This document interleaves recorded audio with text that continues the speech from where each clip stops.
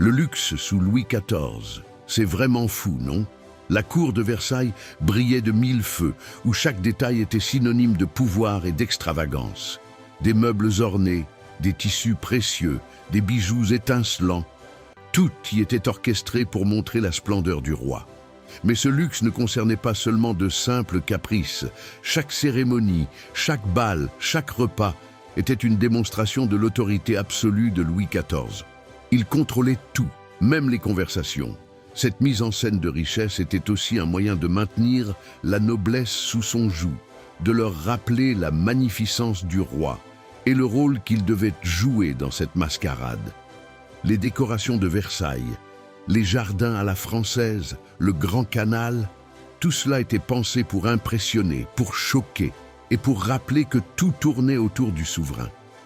Les artistes et artisans de l'époque rivalisaient de créativité pour décorer sans cesse cet espace, offrant aux visiteurs un spectacle sans précédent.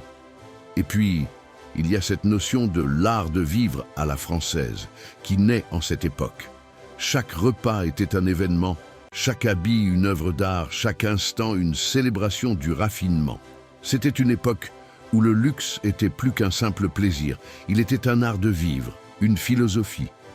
Louis XIV a non seulement changé le paysage de la France, mais il a aussi façonné le concept même de la monarchie.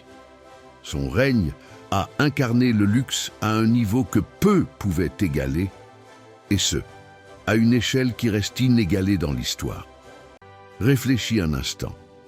Ce mode de vie ostentatoire a-t-il vraiment apporté le bonheur à ceux qui en faisaient partie, ou n'était-ce qu'une façade? La question demeure.